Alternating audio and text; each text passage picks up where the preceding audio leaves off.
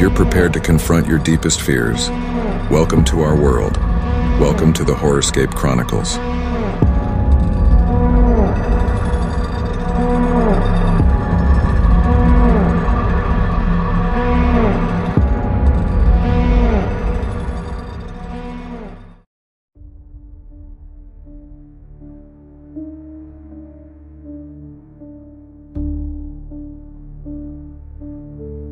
मेरठ के बाहरी इलाके में एक पुरानी हवेली थी जिसे लोग काली हवेली कहते थे।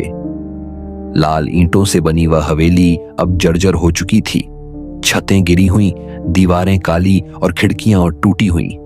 लेकिन उसके बारे में सबसे डरावनी बात यह थी कि वहां से रात को किसी औरत की चीखें सुनाई देती थीं। गांव के लोगों ने उसे श्रापित माना और दशकों से कोई उस हवेली के पास नहीं जाता था। लेकिन 2003 में एक प्रॉपर्टी डीलर ने उस हवेली को खरीद लिया। प्लान था हवेली को गिराकर वहां एक नया अपार्टमेंट बनवाना। उसने सर्वे टीम भेजी, मजदूर बुलाए, पर काम शुरू होते ही अजीब घटनाएं होने लगीं। अनदेखे हादसे। पहले ही हफ्ते में 3 मजदूर अचानक बीमार पड़ दिए गए। एक ने पागलपन जैसी हरकतें करनी शुरू कर दी और एक मजदूर ने खुद को हवेली के अंदर ही फांसी लगा ली। मरने से पहले उसने दीवार पर खून से लिखा, वो मुझे ले गई। इस घटना के बाद मजदूरों ने काम करने से मना कर दिया, लेकिन डीलर ने हिम्मत नहीं हारी और एक रात खुद साइट पर गया अपने दोस्तों के साथ। वो सब अपने साथ कैमरे और टॉर्च लेकर हवेली में घुसे। हवेली के अंदर बदबू थी जैसे किसी सड़े मांस की। दीवारों पर पुराने हाथों के निशान थे जो अंदर से निकलते लगते थे। सीढ़ियां चढ़ते हुए उन्हें एक कमरा मिला जिसका दरवाजा जंग खाया हुआ था लेकिन बंद नहीं था। शाप की सच्चाई। जैसे ही उन्होंने दरवाजा खोला, कमरे के अंदर अचानक ठंडक फैल गई। दीवारों पर एक औरत की तस्वीरें थीं, पुरानी, धुंधली लेकिन डरावनी। तभी एक दोस्त ने पीछे से चीख मारी। वो हवा में उठा हुआ था जैसे किसी ने उसका गला दबा रखा हो।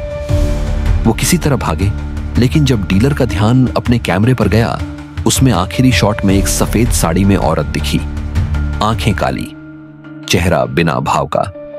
बाद में पता चला कि उस हवेली की असली मालकिन रूपा देवी थी, जिन्हें 1965 में उनके ही पति ने जिंदा दीवार में चुनवा दिया था। उसका कसूर सिर्फ इतना था कि वो मां नहीं बन पाई थी। मरते समय उसने शपथ ली थी, इस घर में कोई सुख से नहीं रहेगा। आज भी डर बना हुआ है। उसके बाद वो प्रॉपर्टी डीलर शहर छोड़कर चला गया। हवेली को आज भी किसी ने नहीं छुआ।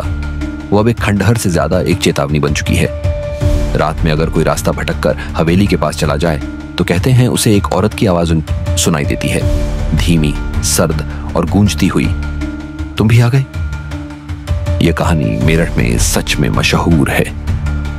आज भी लोग उस हवेली का नाम लेते हुए कांपते हैं। कुछ डर सिर्फ किस्से नहीं होते, वो सच में हमारे आसपास होते हैं, छिपे हुए, इंतजार करते हुए।